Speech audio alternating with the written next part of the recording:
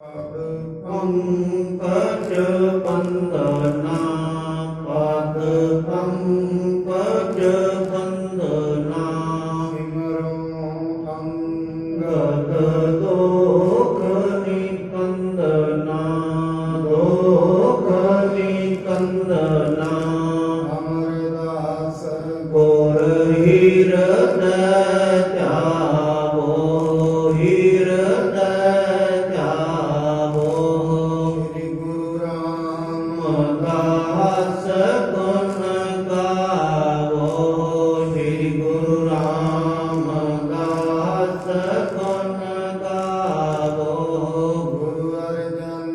विघ्नन के नाशक, विघ्नन के नाशक, गुरु हर गोविंद शुभ मत प्रकाशक, शुभ मत प्रकाशक, गुरु हर राय नमो कर जोरी, नमो गुरु हर कृष्ण मनाए बहोरी, मनाए बहोरी,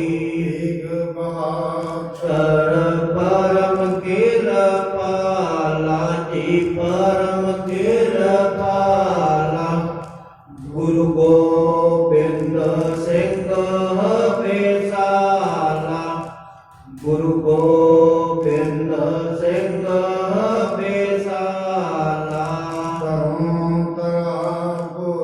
पुन पुन सीसा जी, पुन पुन सीसा, बंधो बार बार जगदीसा, बंधो बार बार जगदीसा। श्री गुरु तेग बहादुर महाराज जी ने पावन पवित्र अस्थान गुरुद्वारा शीशगंज साहिब विखे श्री गुरु ग्रंथ साहिब महाराज जी की पावन हजूरी अंदर सुभाईमान सत संगी जनों, मनुखी जिंदगी का जो ये मनुखी जीवन मिलिया हुआ है, ये किसी प्रयोजन वास्ते मिलिया हुआ है। इस जीवन दे विच दी मनुख ने कुछ प्राप्त करना है, तां ये जीवन मिलिया है। साडे नाल ही जीवन पशुओं कोल भी है, जीवन पंछियों कोल भी है,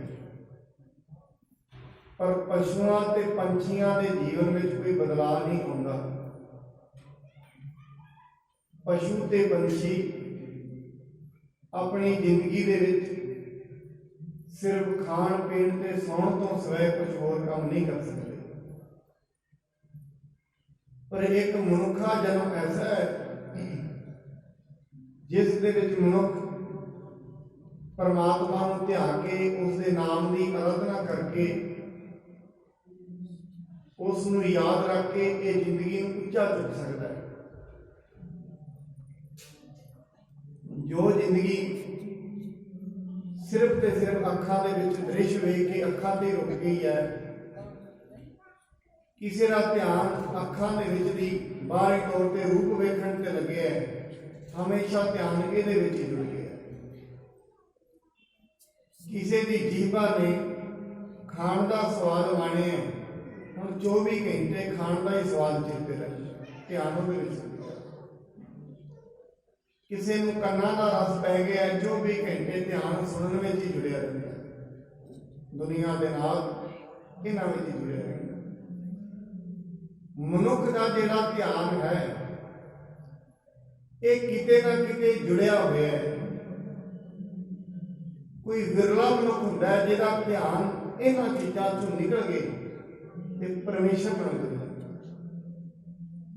ये जिहड़ी सुरत है दुनियावी बंधना चों निकल के, ये जिहड़ी जीव आत्मा है दुनियावी बंधना चों निकल के परमेश्वर के मार्ग पे पहुंच जाए, ਇਹਦੇ ਵਾਸਤੇ ਸਤ ਸੰਗਤ ਕੀਤੀ ਜਾਂਦੀ ਹੈ, ਇਹਦੇ ਵਾਸਤੇ ਪਰਮਾਤਮਾ ਦੀ ਆਰਾਧਨਾ ਕੀਤੀ ਜਾਂਦੀ ਹੈ, ਇਹਦੇ ਵਾਸਤੇ ਬੰਦਗੀ ਕੀਤੀ ਔਰ ਇਹਨੂੰ ਨਿਕਲਣਾ ਪੈਣਾ ਹੈ। ਅੱਜ ਨਹੀਂ ਨਿਕਲੇਗੀ ਦੂਜਾ ਜੀਵਨ ਮਿਲੇਗਾ, ਉਦੋਂ ਵੀ ਨਹੀਂ ਨਿਕਲੇਗੀ ਫਿਰ ਤੀਜਾ ਜੀਵਨ ਮਿਲੇਗਾ, ਮਿਲਦਾ ਰਹੇਗਾ।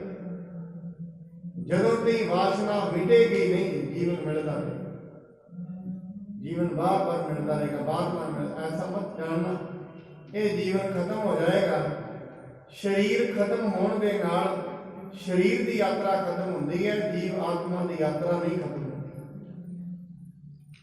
ਸਰੀਰ ਖਤਮ ਹੋਏਗਾ ਜਿੱਥੋਂ ਇਹ ਉਪਜੇ ਹੈ, ਜੇ ਤੇ ਉਪਜਿਆ ਨਾਨਕਾ, ਜੇ ਤੇ ਉਪਜਿਓ ਨਾਨਕਾ ਲੀਨ ਤਾਹੀ।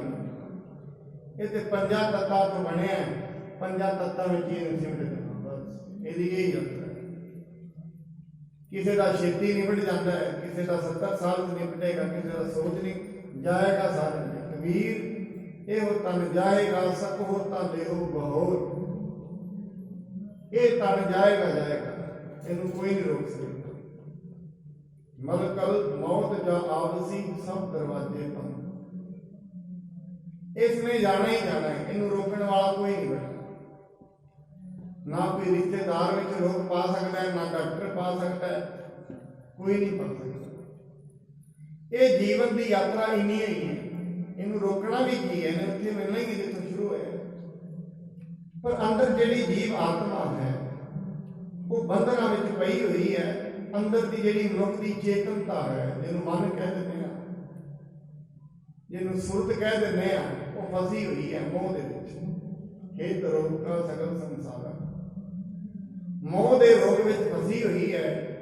पदार्थां दा मोह आउंदा है, परिवार दा मोह आउंदा है, ते इहनूं सच समझ बैठी गांधी ने। जो कुछ है इहनूं सच समझ बैठी। जो ये है ऐसी गल नहीं बाहरी दुनिया ते पेड़ पौधे ने ये सच नहीं है, सच ने वेख रहे ने सच ने, पर यह सदा नहीं है। इन्हां दी कोई उम्र है, ये पृथ्वी है, ऐसी गल नहीं है नहीं रहेगी, असीं चले जाना खत्म हो जाएगी, रहेगी, पर इसकी कोई उम्र है। करोड़ साल, 2 करोड़ साल, 4 करोड़ साल उम्र है, सच नहीं, सदीवी नहीं। इस करके ये दुनिया के वासा सदीवी नहीं। मनुख नूं ये जीवन मिले है, ये शरीर मिले, एक चोला है, इस दे अंदर आत्मा है, सूक्ष्म शरीर भी जिन्होंने असीं कह देते हैं, वो इहदे अंदर वो सूक्ष्म शरीर है जिहड़ा वो बार बार जीवन लैंदा रहिंदा है। कभी किसी शरीर चला जाता है, जैसी वासना होती है बिल्कुल पतला होता है, वो वट्टा भी मारांगे तो वट्टा भी पार चला जाएगा। वेखता तो अखां नाल नहीं है, जरूर है। जिवें जिवें मनुख बंदगी करेगा वो इत्थे जे बैठे होएगा, इत्थे बैठे सूक्ष्म शरीरां नूं महसूस कर लेगा, इन्नी एक चला जाएगा। मनुख जो बंदगी करता है कोल बैठे सूक्ष्म शरीरां नूं महसूस कर लेगा, क्योंकि उसकी महसूस करने की पावर बड़ी ज्यादा होती है, अगे तो के चलता रहता है। महाराज कहते ने ये शरीर मिले किसी प्रयोजन के लिए। कबीर साहब ना बाणी दे विच कहते एक उन्होंने श्लोक लिखे, उस श्लोक के विच एक उदाहरण दिता है बीबी का, माई का। पहले समय च ना चक्कियां दे नाल आटे पीसे जाते थे, उत्तों दाने पैंदे सी, 2 फुट हुंदे सी, घुमाया जाता सी चक्की। वो बीबी चक्की दे विच बैठी दाने पीस रही है, दाने पाई जाती है, आटा बनी जाता है, वो नाल नाल करदी कि थोड़े थोड़े खा भी लैंदी है, आटा नाल नाल खाई भी जाती है। वीर साहब कहते जो मैं कि अचरज नूं वेखिया मैनूं बड़ा महसूस होया भी ये तो अनहोनी की घटना है, भी नाल नाल ये जूठा क्यों कर रही है, खा भी रही है, पीस भी रही है। चलो वो खाती रही, मैं पूछना क्या वेखदा गया, उथों आटा बनाया तो लैके चल पे कर। अज तो नालियां बन गई ने, पुराने समय कितने नालियां होंदियां सी, कि घरां दे अगे वड्डे वड्डे जोड़ लगे हुंदे सी, किते फट्टे पहला लोग रखते सी घर में वड़न लई, कोई फट्टा नहीं सी, चिक्कड़ होया सी, वो बीबी ने उत्ते सिर ते आटा रखे, छाल मारी, छलांग मारती कर वो आटा सारे निकल। कबीर साहब कहते पहला तो मैं बीबी तो नाराज सी, पर ओदे आटे डिगण दे नाल मैनूं एक बड़ी वड्डी शिक्षा मिल गई जिंदगी। वो शिक्षा की है? कबीर कीचड़ आटा गिर परिया कशु न आए मां, पीसत पीसत चापिया, पिंडिया पिंडिया जो खा लिया सोई नहीं पिया सा। कहते निव्या कोई नाल जेड़ा उन्हें खा लिया, बाकी तो देखिया था। कहते मनुख तू जिंदगी विच इन्ने यतन कर रहे हैं, इन्ना कुछ करी जाना है, तेरे नाल ते कोई नहीं बना जेड़ा तू खा पी ले, बाकी देखते रह गए नहीं गया। कबीर कीचड़ आटा गिर पशु ना आए बात, शरीर निकलिया कुछ भी हाथ नहीं। यहाँ दूजा उदाहरण एक होर भी असं अर्थ लै लवांगे। हे मनुख, तेरी जिंदगी दे विच जो तू नाम जपे है, जो तू रब दा नाम लिया, तेरी जीव आत्मा दे नाल कोई नहीं बनाया, बाकी सब कुछ इत्थे रह जाना है और कुछ भी नाल नहीं। बस यही गल है। शरीर दे नाल जिवें शरीर खत्म होना है, पदार्थों का संबंध उधर ही टूटना। ताई महाराज कहते हैं जहां महाभयान तपत बहु काम, तह हर के नाम की तो मुंह परेशान। जहां पंथ तेरा को न सजानू, हर का नाम तह नाल परेशान। तेरे नाल मनुख एक ही चीज न बनी है, तेरी जीव आत्मा दे नाल जेड़ा अंदर सूक्ष्म शरीर है, ਉਹਦੇ ਨਾਲ ਕੋਈ ਸੰਸਕਾਰ ਨਹੀਂ ਬਣੇ ਨੇ ਜਿਹੜੇ ਤੂੰ ਬੰਦਗੀ ਕਰ ਲਈ ਹੈ, ਸੰਗਤ ਕਰ ਲਈ ਹੈ, ਬਾਕੀ ਤੇਰੇ ਨਾਲ ਕੁਝ ਵੀ ਨਹੀਂ ਬਣਨ ਵਾਲਾ ਨਹੀਂ। ਸੋ ਅਸੀਂ ਕੱਲ ਇਹ ਸ਼ਰਵਣ ਕਰ ਰਹੇ ਸੀ ਬਾਬਾ ਪ੍ਰੀਤੀ ਚੰਦ ਜੀ, ਅੰਤ ਦੇ ਵਿੱਚ ਗੁਰੂ ਸਾਹਿਬ ਨੇ ਕਹਿ ਦਿੱਤਾ ਸਾਡੇ ਮੁਖ ਨਹੀਂ ਲੱਗੇ। ਬਾਬਾ ਪ੍ਰੀਤੀ ਚੰਦ ਵੀ ਕਹਿੰਦੇ ਨੇ ਮੈਂ ਵੀ ਤੁਹਾਡੇ ਮੁਖ ਨਹੀਂ ਲੱਗਾਂਗਾ, ਪਰ ਤੁਹਾਨੂੰ ਦੋਵਾਂ ਪਿਓ ਤੇ ਪੁੱਤਰ ਨੂੰ ਦੋਵਾਂ ਨੂੰ ਸਜਾਵਾਂ ਦੂੰਗਾ ਤੇ ਮੇਰਾ ਨਾਮ ਵੀ ਲੋਕੀ ਪ੍ਰੀਤੀਆ ਤਾਂ ਹੀ ਲੈਣਗੇ ਜੇ मैं तुहानू सजावा ना दवाइया तो फिर आओ हम जिवें अगे कथा चलती है श्रवण करिए। आरंभ करन तो पहला गुरु जी वालों बख्शे पावन गुरु मंत्र नाल संत पाई। सतनाम श्री वाहिगुरु साहिब जी, सतनाम श्री वाहिगुरु साहिब जी। चरत जात पटुआक उचारत, ऊंची धुन सब के सुरत डारत। बाबा प्रीति चंद गुरु साहब जी के कोलों चल पे पर रास्ते दे विच जांदा उच्ची उच्ची बोलदा जांदा है, बड़े माड़े वचन बोलदा है, माड़े वचन बोलदा बोलदा घर वल नूं तुरिया जांदा है। अपने सदन परवेश्यो जाई, महा दुखत रिस बस न बसाई। बड़ा दुखी होया पर असल दे विच बस नहीं चल रहा, चुंडा ते उदों ही है मैं गुरु साहब जी दे नाल लड़ पवां। निशा बिखे श्री गुरु विचारा, गार करन में एहो छादवारा।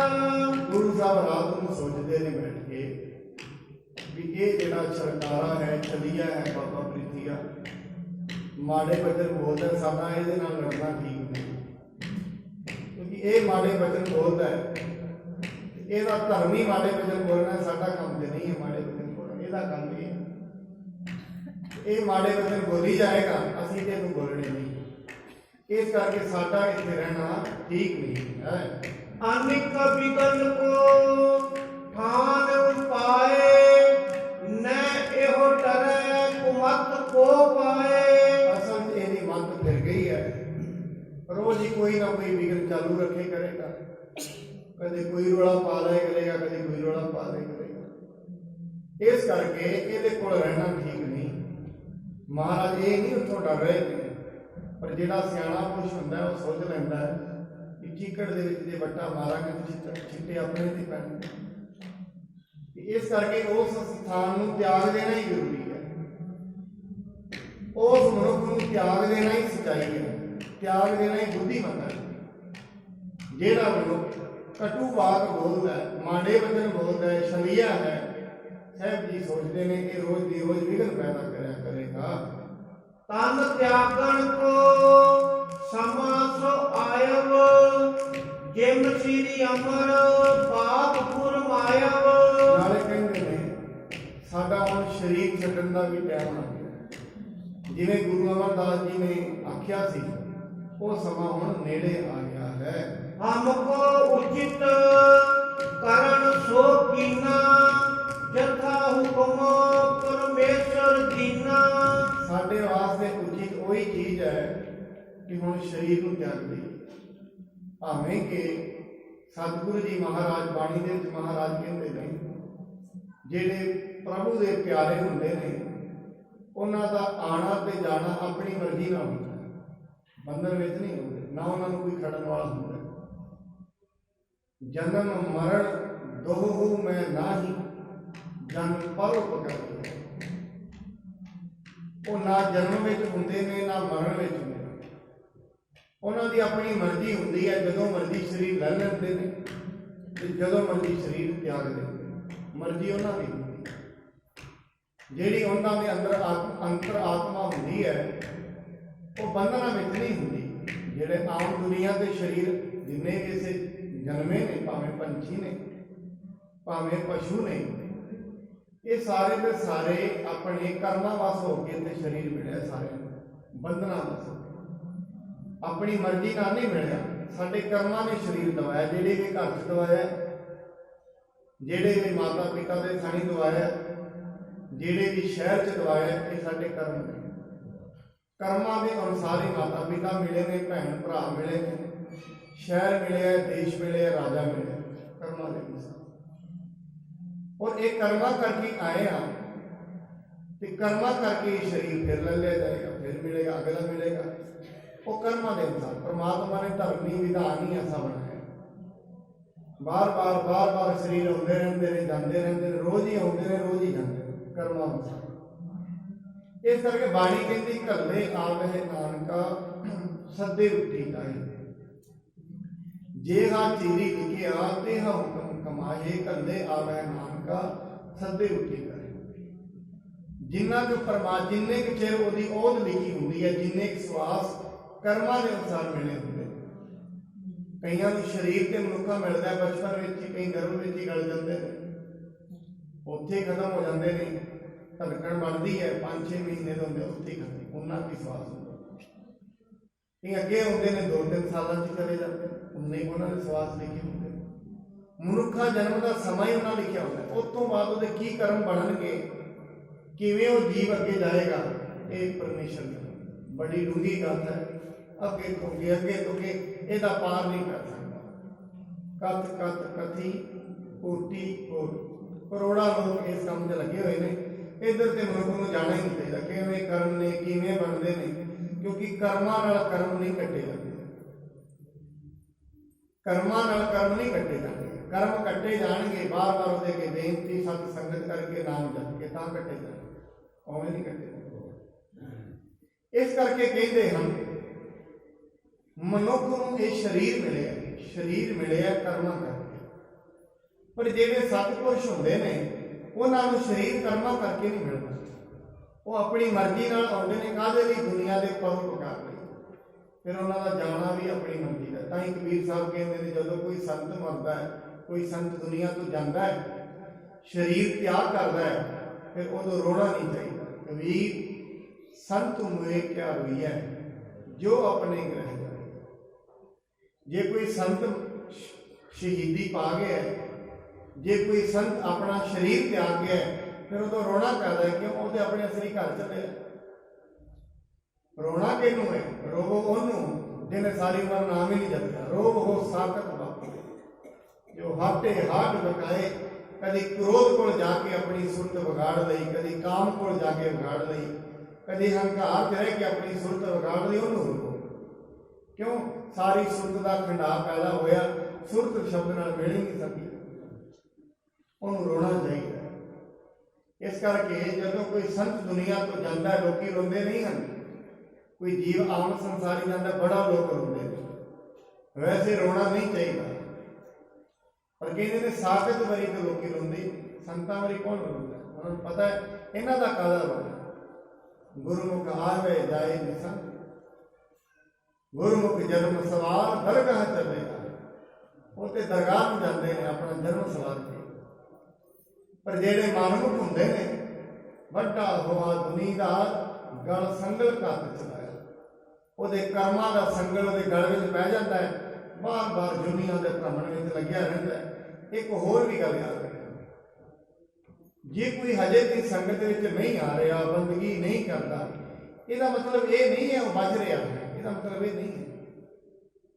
ਸੰਗਤ ਵਿੱਚ ਉਹਨੂੰ ਆਣਾ ਹੀ ਪਏਗਾ, ਇਸ ਜਨਮ 'ਚ ਨਹੀਂ ਆਏਗਾ, ਅਗਲੇ 'ਚ ਆ ਜਾਏਗਾ। ਐਸਾ ਨਹੀਂ ਜਾਣਦਾ।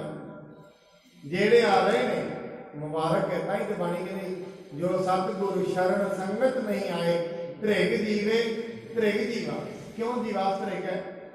ਇਸ ਕਰਕੇ ਧ੍ਰਿਗ ਹੈ, ਫਿਰ ਦੁਬਾਰਾ ਜਨਮ ਮਿਲੇਗਾ, ਮਿਲਣਾ ਤੇ ਹੈ। ਜਦੋਂ ਤੱਕ ਇਸ ਪ੍ਰਸੰਗ ਨਹੀਂ ਟੁੱਟਦਾ, ਇਹ ਜਿਹੜੀ ਸੁਰਤ ਹੈ ਇਹ ਸ਼ਬਦ ਨਾਲ ਨਹੀਂ ਮਿਲ ਜਾਂਦੀ, ਜੀਵ ਆਤਮਾ ਪਰਮਾਤਮਾ ਨਾਲ ਨਹੀਂ ਮਿਲ ਜਾਂਦੀ, ਇਹ ਆਉਣਾ ਰਹਿਣਾ ਦੁਬਾਰਾ। ਇਹ ਕੋਈ ਪਹਿਲੀ ਵਾਰੀ ਦਾ ਕੰਮ ਥੋੜੀ ਹੈ, ਕੋਈ ਪਹਿਲੀ ਵਾਰੀ ਥੋੜੀ ਨਾ ਆਏ ਦੁਨੀਆ ਤੇ, ਪਤਾ ਨਹੀਂ ਕਿੰਨੀ ਵਾਰੀ ਆਏ। ਕਿਤੇ ਮਾਤ ਪਿਤਾ ਸੁਖਤੀ ਆ, ਕਿਤੇ ਗੁਰ ਚਲੇ ਬਣੂਗਾ, ਪਤਾ ਨਹੀਂ ਕਿੰਨੇ ਮਾਂ ਬਾਪ ਹੋ ਗਏ ਨੇ ਪਹਿਲਾਂ ਹੀ, ਪਰ ਮਨੁੱਖ ਨੂੰ ਯਾਦ ਨਹੀਂ ਹੈ, ਤਾਂ ਹੀ ਤਾਂ ਸੀਰੀਅਸ ਨਹੀਂ ਲੈ ਰਿਹਾ ਦੁਨੀਆ।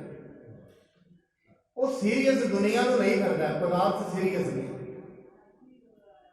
ਦੁਨੀਆ ਦੇ ਵਿੱਚ ਆਪਣੀ ਆਪ ਦੀ ਸੰਪਦਾ ਵਧਾਉਣ ਦੇ ਲਈ, ਦੁਨੀਆ ਦੇ ਵਿੱਚ ਆਪਣਾ ਨਾਮਣਾ ਵੱਡਾ ਕਰਨ ਦੇ ਲਈ ਸਾਰਾ ਦਿਨ ਲੱਗਿਆ ਹੋਇਆ। ਪਰ ਮੈਂ ਬੜੀ ਵਾਰੀ ਬੇਨਤੀ ਕਰਦਾ, ਮਨੁੱਖ ਦੁਨੀਆ ਦੇ ਡਰ ਵਿੱਚ ਪਾਪ ਕਮਾ ਜਾਂਦਾ, ਰੱਬ ਦੇ ਡਰ ਵਿੱਚ, ਦੁਨੀਆ ਦੇ ਡਰ ਵਿੱਚ। ਲੋਭ ਕਾਹਦੇ ਲਈ ਕਰਦਾ? ਦੁਨੀਆ ਮੈਨੂੰ ਵੱਡਾ ਕਹੇ। ਹੁਣ ਜਦੋਂ ਲੋਭ ਕਰੇਗਾ ਅਨੰਤ ਕਰ ਲਏਗਾ। ਹੁਣ ਜਦੋਂ ਲੋਭ ਕਰੇਗਾ ਦੁਨੀਆ ਨੂੰ ਵਿਖਾਉਣਾ ਬਸ, ਹੋਰ ਤੇ ਕਿਸੇ ਨੇ ਵੇਖਣਾ ਨਹੀਂ। ਜੋ ਕੁਛ ਵੀ ਇਹ ਕਰ ਰਹੇ ਆ ਸਿਰਫ ਦੁਨੀਆ ਨੂੰ ਵਿਖਾਉਣ ਦੇ ਲਈ, ਰੱਬ ਥੋੜੀ ਨਾ ਵੇਖਦਾ ਇਹਨਾਂ ਚੀਜ਼ਾਂ। ਸਿਆਣੇ ਲੋਕ ਤੇ ਨਜ਼ਰ ਅੰਦਾਜ਼ ਕਰ ਦਿੰਦੇ। ਇਸ ਕਰਕੇ ਭਗਤ ਕਬੀਰ ਸਾਹਿਬ ਜੀ ਕਹਿੰਦੇ ਨੇ, ਕਬੀਰ ਦੀਨ ਗਵਾਇਆ ਦੁਨੀ ਸੀ। ਧਰਮ ਗਵਾ ਲਿਆ ਦੁਨੀ ਕਰਕੇ। ਦੁਨੀਆ ਦੇ ਵਿੱਚ ਨਾਮ ਖੱਟਣ ਦੇ ਲਈ ਬਹੁਤ ਕੁਛ ਕੀਤਾ ਨੇ, ਲੋਭ ਕੀਤਾ, ਹੰਕਾਰ ਕੀਤਾ, ਕ੍ਰੋਧ ਕੀਤਾ, ਦੁਨੀਆ 'ਚ ਨਾਮ ਖੱਟਣ ਦੇ ਲਈ। ਪਰ ਉਹ ਆਪਣੀ ਸੁਰਤ ਗਵਾ ਲਈ ਦੁਨੀਆ ਦੇ ਵਿੱਚ ਰਹਿ ਕੇ, ਆਪਣੇ ਮਨ ਨੂੰ ਖਰਾਬ ਕਰ ਲਿਆ, ਵਕਾਰ ਖੱਟੇ, ਲੋਭ ਕੀਤਾ, ਮੋਹ ਕੀਤਾ ਦੁਨੀਆ ਕਰਕੇ। ਦੁਨੀ ਨਾ ਚੱਲਦੀ ਸਭ, ਦੁਨੀ ਦੇ ਨਾਲ ਚੱਲੀ। ਹੇ ਮਨ ਤੂੰ ਕੱਲੇ ਨਹੀਂ ਜਾਣਾ, ਲੇਖਾ ਤੂੰ ਕੱਲਾ ਦੇਣਾ ਹੈ। ਦੀਨ ਗਵਾਇਆ ਦੁਨੀ ਸਿਓ, ਦੁਨੀ ਨਾ ਚੱਲਦੀ ਸਾਥ, ਪਾਏ ਕੁਹਾੜਾ ਮਾਰਿਆ ਗਫਲਾ। ਆਪਣੇ ਹੱਥੀਂ ਕੁਹਾੜਾ ਮਾਰਿਆ, ਕਿਸੇ ਨੇ ਬਾਹਰੋਂ ਕੁਹਾੜਾ ਨਹੀਂ ਮਾਰਿਆ, ਆਪਣੇ ਆਪ ਮਾਰਿਆ, ਆਪਣੀ ਜੀਵ ਆਤਮਾ ਨੂੰ ਹੋਰ ਗੰਦਲਾ ਕਰ ਲਿਆ। ਇਸ ਕਰਕੇ ਦੁਨੀਆ ਦੇ ਡਰ ਵਿੱਚ, ਕਿੰਨੀ ਕਮਾਲ ਦੀ ਗੱਲ ਹੈ, ਮਨੁੱਖ ਦੁਨੀਆ ਦੇ ਡਰ ਵਿੱਚ ਪਰਮਾਤਮਾ ਤੋਂ ਨਹੀਂ ਡਰਦਾ। ਦੁਨੀਆ ਦੇ ਡਰ ਵਿੱਚ, ਇਹਦੇ ਵਾਸਤੇ ਦੁਨੀਆ ਦਾ ਡਰ ਵੱਡਾ ਹੈ, ਪਰਮਾਤਮਾ ਦਾ ਡਰ ਤੇ ਹੈ ਹੀ ਨਹੀਂ, ਛੋਟਾ ਹੈ ਪਰਮਾਤਮਾ। ਇਸ ਕਰਕੇ ਮੈਂ ਬੜੀ ਵਾਰੀ ਇਹ ਬੇਨਤੀ ਕਰਦਾ, ਜਿਨ੍ਹਾਂ ਨੂੰ ਪਰਮਾਤਮਾ ਦਾ ਡਰ ਹੋ ਜਾਂਦਾ ਹੈ ਉਹਨਾਂ ਨੂੰ ਦੁਨੀਆ ਦਾ ਡਰ ਨਹੀਂ ਰਹਿੰਦਾ। ਜਿਨ੍ਹਾਂ ਨੂੰ ਦੁਨੀਆ ਦਾ ਡਰ ਹੈ ਉਹਨਾਂ ਨੂੰ ਪਰਮਾਤਮਾ ਦਾ ਡਰ ਨਹੀਂ, ਪਰਮਾਤਮਾ ਦਾ ਡਰ ਉਹਨਾਂ ਕੋਲ ਨਹੀਂ। ਜਿਨ੍ਹਾਂ ਨੂੰ ਪਰਮਾਤਮਾ ਦਾ ਡਰ ਹੈ ਉਹ ਬਾਬਰ ਨੂੰ ਜਾਬਰ ਕਹਿ ਦਿੰਦੇ, ਕੋਈ ਰਾਜਾ ਨਹੀਂ, ਕੋਈ ਪਖਾਰੀ ਨਹੀਂ, ਸਭ ਪਰ। ਜਿਨ੍ਹਾਂ ਵਾਸਤੇ ਕਈ ਵਾਰੀ ਵੇਖੀਦਾ ਮਨੁੱਖ ਦੁਨੀਆ ਦੇ ਵਿੱਚ ਵੱਡਾ ਕੋਈ ਹਕੂਮਤ ਆ ਰਿਹਾ, ਕੋਈ ਰਾਜਾ ਆ ਰਿਹਾ, ਉਹਦੇ ਵਾਸਤੇ ਗਰੀਬਾਂ ਨੂੰ ਕਹੇਗਾ ਪਰਮਾ, ਉਹਨਾਂ ਨੂੰ ਮਾਰੇਗਾ, ਉਹਨਾਂ ਨੂੰ ਕੁੱਟੇਗਾ, ਉਹਦੇ ਵਾਸਤੇ, ਉਹਨੂੰ ਆਪਣੇ ਆਪ ਨੂੰ ਵੱਡਾ ਵਿਖਾਉਣ ਲਈ, ਉਹਦੇ ਵਾਸਤੇ ਉਹਦਾ ਡਰ ਤੇ ਹੈ। ਇਹ ਡਰ ਨਹੀਂ ਗਰੀਬਾ ਉੱਪਰ ਜੇ ਖਿੰਜਾ ਗਾੜੀ, ਪਾਰ ਬ੍ਰਹਮ ਸਾ ਅਗਨ ਮੈਂ ਸਾੜੀ। ਇਹਨੂੰ ਇਹ ਨਹੀਂ ਪਤਾ ਤੂੰ ਜਿੰਨਾ ਕਰਕੇ ਗਰੀਬਾਂ ਉੱਤੇ ਜ਼ੁਲਮ ਕਰ ਰਹੇ ਹੈ, ਰੱਬ ਨੇ ਫੜ ਕੇ ਜਿਹਦੇ ਵਾਸਤੇ ਤੂੰ ਇੱਕ ਪੱਗ ਬੰਨ ਰਹੇ ਹੈ, ਪਰਮਾਤਮਾ ਨੇ ਤੇਰਾ ਇਹ ਮੁਖੀ ਅੱਗ ਵਿੱਚ ਸੜ ਦੇਣਾ, ਤੇਰੀ ਜੀਵ ਆਤਮਾ ਹੀ ਸੜੀ ਗਈ। ਇਸ ਕਰਕੇ ਗੁਰੂ ਸਾਹਿਬ ਕਹਿੰਦੇ ਨੇ ਸਾਨੂੰ ਚਾਹੀਦਾ ਹੈ ਹੁਣ ਅਸੀਂ ਸੱਚਖੰਡ ਨੂੰ ਚਲੇ ਜਾਈਏ, ਤੇ ਉਹਨਾਂ ਦਾ ਆਉਣਾ ਜਾਣਾ ਉਹਨਾਂ ਦੀ ਮਰਜ਼ੀ ਹੁੰਦੀ ਹੈ। ਨਿਕਟ ਨਾ ਰਹਿ ਪ੍ਰੀਤਿਆ ਤਬੈ, ਹਮ ਤਨ ਤਿਆਗਣ ਕਰ ਹੈ ਜਬੈ। ਦੇਖੋ ਸਤਿਗੁਰੂ ਜੀ ਕਹਿੰਦੇ ਨੇ ਜਦੋਂ ਅਸੀਂ ਸਰੀਰ ਛੱਡੀਏ ਨਾ, ਬਾਬਾ ਪ੍ਰੀਤੀ ਚੰਦ ਸਾਡੇ ਕੋਲ ਨਹੀਂ ਹੋਣਾ ਚਾਹੀਦਾ। ਕਰਤਾ ਇਹੋ ਉਤਪਾਤ ਵਿਨਾਸ਼ਾ, ਸ੍ਰੀ ਅਰਜਨ ਤੇ ਰਹਿ ਨਿਰਾਲਾ। ਕਿਉਂਕਿ ਇਹ ਝਗੜਾ ਬੜਾ ਕਰਦਾ, ਇਹਨਾਂ ਨੇ ਸ੍ਰੀ ਗੁਰੂ ਅਰਜਨ ਸਾਹਿਬ ਜੀ ਦੀ ਮੰਨਣੀ ਨਹੀਂ, ਔਰ ਇਹ ਝਗੜਾ ਵੀ ਬੜਾ ਕਰਦੇ ਹਨ। ਏਠਾ ਬਨੇ ਨ ਨੀਕੀ ਬਾਤੀ ਗੋਇੰਦਵਾਲ ਚੱਲੈ ਉੱਠ ਪ੍ਰਾਤੀ। ਇਸ ਕਰਕੇ ਸਤਿਗੁਰੂ ਜੀ ਕਹਿੰਦੇ ਨੇ ਇੱਥੇ ਸਰੀਰ ਤਿਆਗਣਾ ਠੀਕ ਨਹੀਂ। ਸਾਨੂੰ ਚਾਹੀਦਾ ਕਿ ਅਸੀਂ ਹੁਣ ਉੱਠੀਏ ਰਾਤ ਨੂੰ ਤੇ ਗੋਇੰਦਵਾਲ ਸਾਹਿਬ ਚੱਲੀਏ, ਉੱਥੇ ਜਾਣਾ ਹੀ ਸਾਡਾ ਠੀਕ ਹੈ। ਸ੍ਰੀ ਗੁਰ ਅਮਰਦਾਸ ਕੇ ਨੰਦ ਮੋਹਨ ਸੁਮਤ ਮੋਹਰੀ ਚੰਦ। ਗੁਰੂ ਅਮਰਦਾਸ ਸਾਹਿਬ ਜੀ ਦੇ ਦੋ ਪੁੱਤਰ ਰਹਿੰਦੇ ਨੇ ਗੋਇੰਦਵਾਲ ਸਾਹਿਬ, ਬਾਬਾ ਮੋਹਨ ਜੀ ਤੇ ਮੋਹਰੀ, ਤੇ ਦੋਨੋਂ ਹੀ ਬੜੇ ਸਮਤਵਾਨ ਨੇ, ਬੜੇ ਹੀ ਬੁੱਧੀਮਾਨ ਹਨ। ਸ੍ਰੀ ਅਰਜਨ ਕੀ ਬਾਹੇ ਗਰਾ ਬਹਾਏ ਤੀਰ ਵਿਪਾਸਾ ਚਲਹਿ ਸਮਾਏ। ਇਸ ਕਰਕੇ ਉਹ ਦੋਵੇਂ ਜਣੇ ਗੁਰੂ ਅਰਜਨ ਸਾਹਿਬ ਜੀ ਦੀ ਬਾਹ ਫੜ ਲੈਣਗੇ, ਉਹਨਾਂ ਦਾ ਹੀ ਪਾਰ ਉਤਾਰਾ ਹੋਏਗਾ, ਤੇ ਅਸੀਂ ਬਿਆਸਾ ਦਰਿਆ ਦੇ ਕੰਢੇ ਤੇ ਜਾ ਕੇ ਆਪਣੇ ਸਰੀਰ ਨੂੰ ਤਿਆਗਣਾ ਕਰਾਂਗੇ। ਨਿਕਟ ਹਕਾਰਨ ਕੀਨਸ ਭਾਨੀ ਸਰਬ ਭੇਦ ਸਮਝੈ ਮਹਾਨੀ। ਮਾਤਾ ਭਾਨੀ ਜੀ ਨੂੰ ਗੁਰੂ ਰਾਮਦਾਸ ਜੀ ਨੇ ਕੋਲ ਬੁਲਾ ਲਿਆ ਤੇ ਬੁਲਾ ਕੇ ਸਾਰਾ ਭੇਦ ਸਮਝਾ ਦਿੱਤਾ ਵੀ ਅਸੀਂ ਹੁਣ ਰਾਤ ਨੂੰ ਜਾਵਾਂਗੇ। ਪਰ ਵੇਖੋ ਸਾਧ ਸੰਗਤ, ਜਿਹੜੇ ਝਗੜੇ ਕਰਦੇ ਨੇ ਉਹ ਤੇ ਗੁਰੂ ਨੂੰ ਵੀ ਚੰਗੇ ਨਹੀਂ ਲੱਗਦੇ। ਜਿਹੜਾ ਛੋਟੀ ਛੋਟੀ ਗੱਲ ਤੇ ਲੋਕਾਂ ਨਾਲ ਝਗੜਾ ਹੀ ਕਰੀ ਜਾਏ, ਮਾੜੀ ਮਾੜੀ ਗੱਲ ਤੇ, ਉਹ ਮਨੁੱਖ ਦੇ ਗੁਰੂ ਵਾਸਤੇ ਵੀ ਚੰਗਾ ਨਹੀਂ ਹੁੰਦਾ। ਗੋਇੰਦਵਾਲ ਪ੍ਰਾਤ ਕੋ ਚੱਲੀਐ ਹੈ ਨਹਿਰ ਵਿਖੇ ਅਖਲ ਸੰਗ ਮਿਲੀਐ ਹੈ। ਮਹਾਰਾਜ ਕਹਿੰਦੇ ਨੇ ਸਵੇਰੇ ਸਵੇਰ ਹੁੰਦਿਆਂ ਆਪਾਂ ਗੋਇੰਦਵਾਲ ਚੱਲਾਂਗੇ, ਤੁਸੀਂ ਵੀ ਜਾ ਕੇ, ਕਿਉਂਕਿ ਮਾਤਾ ਜੀ ਦੇ ਪੇਕੇ ਨੇ ਉੱਥੇ, ਤੁਸੀਂ ਵੀ ਜਾ ਕੇ ਆਪਣੇ ਪੇਕਿਆਂ ਦੇ ਸਾਰਿਆਂ ਨੂੰ ਮਿਲ ਲੈਣਾ ਹੈ। ਪੁੱਲ ਭਾਈ ਬੂਢਾ ਸਮਝਾਇਓ ਔਰ ਹੇਤ ਤਿਆਰੀ ਕਰਵਾਇਓ। ਬਾਬਾ ਬੁੱਢਾ ਸਾਹਿਬ ਜੀ ਨੂੰ ਸਮਝਾਇਆ, ਸਵੇਰੇ ਹੁੰਦੇ ਤੁਸੀਂ ਸਾਰੀ ਤਿਆਰੀ ਕਰਵਾ ਦੇਣੀ ਹੈ, ਅਸੀਂ ਸਵੇਰੇ ਹੀ ਇੱਥੋਂ ਚੱਲ ਪੈਣਾ ਹੈ। ਕਹਿ ਕਰ ਖਾਨ ਪਾਨ ਕੋ ਕਰਕੇ ਸੁਪਤ ਜਥਾ ਸੁਖ ਸਹਿਜਾ ਪਰਕੈ। ਰਾਤ ਨੂੰ ਖਾਣਾ ਪੀਣਾ ਕੀਤਾ, ਖਾਣ ਪੀਣ ਕਰਨ ਤੋਂ ਬਾਅਦ ਸਤਿਗੁਰੂ ਜੀ ਮਹਾਰਾਜ ਪਾਵਨ ਸਹਿਜਾ ਤੇ ਲੇਟ ਗਏ ਹਨ। ਜਾਮ ਜਾਮਨੀ ਤੇ ਉੱਠ ਜਾਗੇ ਨਿਤ ਕੀ ਕਿਰਿਆ ਕਰਨ ਕੋ ਲਾਗੇ। ਫਿਰ ਪਹਿਰ ਰਾਤ ਰਹਿੰਦੇ ਸਤਿਗੁਰੂ ਜੀ ਉੱਠ ਪਏ ਨੇ। ਉਸ ਤੋਂ ਬਾਅਦ ਜੋ ਆਪਣੀ ਕਿਰਿਆਵਾਂ ਹਨ ਸਵੇਰ ਦੀਆਂ ਅੰਮ੍ਰਿਤ ਵੇਲੇ ਦੀਆਂ ਉਹ ਕਰ ਰਹੇ ਹਨ। ਕਰ ਮੱਜਨ ਨਿਜ ਬ੍ਰਿਤੀ ਟਿਕਾਈ ਆਨੰਦਾ ਤਮ ਵਿਖੇ ਸਮਾਈ। ਫਿਰ ਸਤਿਗੁਰੂ ਜੀ ਨੇ ਮੱਜਨ ਕਰਕੇ ਇਸ਼ਨਾਨ ਕਰਕੇ ਇੱਕ ਰਸ ਬਿਰਤੀ ਨੂੰ ਆਪਣੇ ਨਿੱਜੀ ਸਰੂਪ ਵਿੱਚ ਟਿਕਾ ਲਿਆ ਹੈ। ਦੁਐ ਘਟਕਾ ਜਬ ਜਾਮਨ ਰਹੀ ਛੁੱਟੀ ਸਮਾਤ ਦੇਹ ਸੁਧ ਰਹੀ। ਜਦ ਦੋ ਘੜੀਆਂ ਰਾਤ ਰਹਿ ਗਈਆਂ ਹਨ ਉਦੋਂ ਸਤਿਗੁਰੂ ਜੀ ਮਹਾਰਾਜ ਜੀ ਦੀ ਸਮਾਧੀ ਖੁੱਲੀ ਹੈ। ਕਹਿ ਕਰ ਸਭ ਤਿਆਰੀ ਕਰਵਾਏ ਸ੍ਰੀ ਅਰਜਨ ਭਾਨੀ ਸੰਗ ਜਾਏ। ਸਤਿਗੁਰੂ ਜੀ ਮਹਾਰਾਜ ਨੇ ਸਵੇਰੇ ਤਿਆਰੀ ਕਰਾਈ ਤੇ ਗੁਰੂ ਅਰਜਨ ਸਾਹਿਬ ਜੀ ਨੂੰ ਅਤੇ ਮਾਤਾ ਭਾਨੀ ਜੀ ਨੂੰ ਚੱਲਣ ਵਾਸਤੇ ਕਹਿ ਦਿੱਤਾ ਹੈ। ਪ੍ਰਿਥਮ ਪੰਥ ਇਨ ਗਮਨ ਕਰਾਇਓ ਕੇਤਕ ਸਿੱਖ ਦਾਸ ਸੰਗ ਲਾਇਓ। ਪਹਿਲਾਂ ਸਤਿਗੁਰੂ ਜੀ ਮਹਾਰਾਜ ਨੇ ਮਾਤਾ ਭਾਨੀ ਜੀ ਨੂੰ ਤੇ ਗੁਰੂ ਅਰਜਨ ਸਾਹਿਬ ਜੀ ਨੂੰ ਤੋਰ ਦਿੱਤਾ, ਨਾਲ ਕਈ ਸਿੱਖ ਨੇ ਉਹ ਵੀ ਨਾਲ ਚਲੇ ਗਏ ਹਨ। ਗੁਰ ਆਰੂਢ ਹੋਏ ਪ੍ਰਸਥਾਨੇ ਲਏ ਸਿੱਖ ਸੰਗ ਪ੍ਰੇਮ ਮਹਾਨੇ। ਉਸ ਤੋਂ ਬਾਅਦ ਗੁਰੂ ਰਾਮਦਾਸ ਜੀ ਮਹਾਰਾਜ ਅਤੇ ਹੋਰ ਪ੍ਰੇਮ ਕਰਨ ਵਾਲੇ ਸਿੱਖ ਜਿਹੜੇ ਸਤਿਗੁਰੂ ਜੀ ਦੇ ਬਚਨ ਨੂੰ ਮੰਨਦੇ ਨੇ, ਉਹਨਾਂ ਦੇ ਬਚਨਾਂ ਤੇ ਵਿਸ਼ਵਾਸ ਰੱਖਦੇ ਨੇ, ਉਹ ਵੀ ਨਾਲ ਚੱਲ ਪਏ ਹਨ। ਪ੍ਰਿਥਿਆ ਸੁਪਤ ਤਜਿਓ ਘਰ ਮਾਹੀ ਗੁਰ ਰਖ ਰਖ ਕਿਨ ਸੁਧ ਦੇ ਨਾਹੀ। ਸਤਿਗੁਰੂ ਜੀ ਮਹਾਰਾਜ ਨੇ ਉਹਨਾਂ ਨੂੰ ਪ੍ਰੀਤੀ ਜਨ ਸੁੱਤਾ ਹੀ ਰਹਿਣ ਦਿੱਤਾ ਤੇ ਉਹਨੂੰ ਛੱਡ ਕੇ ਚਲੇ ਗਏ। ਸਾਧ ਸੰਗਤ ਵੇਖੋ ਕਿੰਨਾ ਝਗੜਾ ਕੀਤਾ ਹੈ ਔਰ ਕਿੰਨਾ ਅਭਾਗਾ ਹੋਏਗਾ ਜਿਹਨੂੰ ਸਤਿਗੁਰੂ ਜੀ ਮਹਾਰਾਜ ਸੋਚਦੇ ਨੇ ਇਹ ਜਾਗੇ ਵੀ ਇਹਨਾਂ ਦੇ ਸੁੱਤੇ ਹੀ ਚਲੇ ਗਏ, ਸਿਰਫ ਉਹਦੇ ਝਗੜੇ ਕਰਦੇ। ਕਬੀਰ ਸਾਹਿਬ ਬਾਣੀ ਚ ਕਹਿੰਦੇ ਨੇ, ਕਹਿੰਦੇ ਅਸਲ ਦੇ ਵਿੱਚ ਕਬੀਰ ਚੰਦਨ ਦਾ ਉਹ ਬਿਰਵਾ ਠੀਕ ਹੈ ਵੇੜੇ ਉਹ ਢਾਕ ਪਲਾਸ।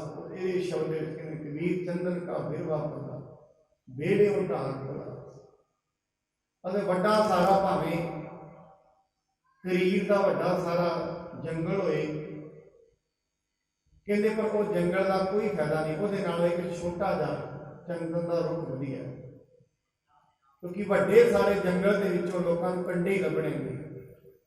ਇਹ ਛੋਟਾ ਜਿਹਾ ਜਿਹੜਾ ਚੰਦਨ ਦਾ ਦਰਖਤ ਹੋਏਗਾ, ਘੱਟੋ ਘੱਟ ਉਹਦੇ ਨਾਲ ਭਾਵੇਂ ਛੋਟਾ ਹੈ, ਸੁਗੰਧੀ ਤੇ ਸਾਰਿਆਂ ਨੂੰ ਦੇਗਾ। ਹੋਏ ਕਿ ਚੰਦਨ ਹੋਏ ਰਹੇ, ਬਸੇ ਜੋ ਚੰਦਨ ਦਾ।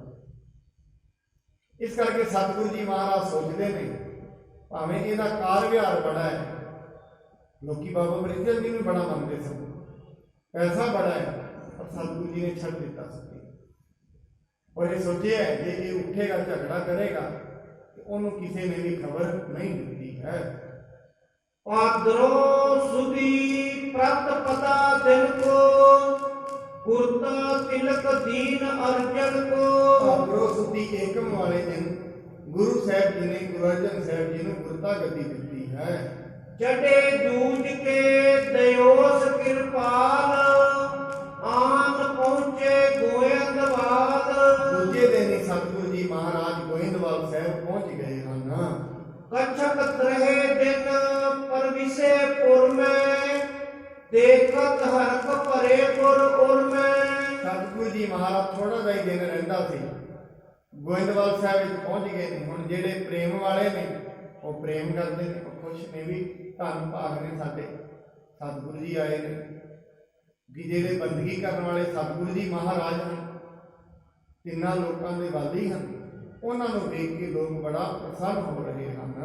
ਜਾਏ ਚੁਬਾਰੇ ਬੰਧਨ ਠਾਨੀ, ਤਬਹਿ ਮੋਰੀ ਨੇ ਸੁਧ ਜਾਨੀ। ਉਸ ਤੋਂ ਬਾਅਦ ਗੁਰੂ ਜੀ ਜਿਹੜੇ ਚੁਬਾਰੇ ਤੇ ਗੁਰੂ ਅਮਰਦਾਸ ਜੀ ਰਹਿੰਦੇ ਸੀ, ਗੁਰੂ ਸਾਹਿਬ ਜੀ ਉੱਥੇ ਗਏ ਨੇ ਤੇ ਬਾਬਾ ਮੋਹਰੀ ਜੀ ਨੇ ਵੇਖ ਕੇ ਉਹਨਾਂ ਨੂੰ ਨਮਸਕਾਰ ਕੀਤੀ ਹੈ। ਕਰੇ ਉਤਾਇਤ ਮਿਲਵੇ ਆਇਓ, ਆਪਸ ਮਹਿ ਬੰਧਤ ਹਰਖਾਇਓ। ਬੜੇ ਉਤਾਵਲੇ ਹੋਏ ਵੀ ਮੈਂ ਵੀ ਜਾ ਕੇ ਗੁਰੂ ਜੀ ਨੂੰ ਮਿਲਾਂ, ਤੇ ਉਤਾਵਲੇ ਹੋ ਕੇ ਆ ਕੇ ਸਤਿਗੁਰੂ ਜੀ ਨੂੰ ਨਮਸਕਾਰ ਕਰ ਦਿੱਤੀ ਹੈ। ਲੈ ਆਪਣੇ ਗ੍ਰਹਿ ਕੋ ਤਬ ਗਇਓ, ਮਿਲਨ ਕੁਟੰਬ ਸਭਨ ਕੋ ਭਇਓ। ਲੈ ਕੇ ਆਪਣੇ ਘਰ ਨੂੰ ਚਲਾ ਗਿਆ, ਪ੍ਰੇਮ ਕਰਦਾ ਸੀ। ਸਾਧ ਸੰਗਤ, ਗੁਰੂ ਗੋਬਿੰਦ ਸਿੰਘ ਮਹਾਰਾਜ ਜੀ ਨੇ ਨਾ ਜਦੋਂ ਚਮਕੌਰ ਦੀ ਗੜੀ ਦੇ ਵਿੱਚੋਂ ਜੰਗ ਹੋਇਆ, ਉਸ ਤੋਂ ਬਾਅਦ ਸਤਿਗੁਰੂ ਜੀ ਮਹਾਰਾਜ ਮਾਛੀਵਾੜੇ ਵਿੱਚ ਆਏ। ਠੰਡ ਦਾ ਦਿਨ ਸੀ ਔਰ ਸਤਿਗੁਰੂ ਜੀ ਮਹਾਰਾਜ, ਕਿਉਂਕਿ ਉਦੋਂ ਮਸੰਦ ਪ੍ਰਥਾ ਚੱਲਦੀ ਹੁੰਦੀ ਸੀ, ਮਹਾਰਾਜ ਜੀ ਦੇ ਪੈਰਾਂ ਵਿੱਚ ਜੋੜਾ ਨਹੀਂ, ਇੱਥੋਂ ਤੇ ਹੀ ਵਸਤਰ ਵੀ ਪਾ ਕੇ ਗਏ। ਕੰਡਿਆਂ ਵਿੱਚ ਜੰਗਲ ਦਾ ਟਾਈਮ ਸੀ, ਪੈਰਾਂ ਵਿੱਚੋਂ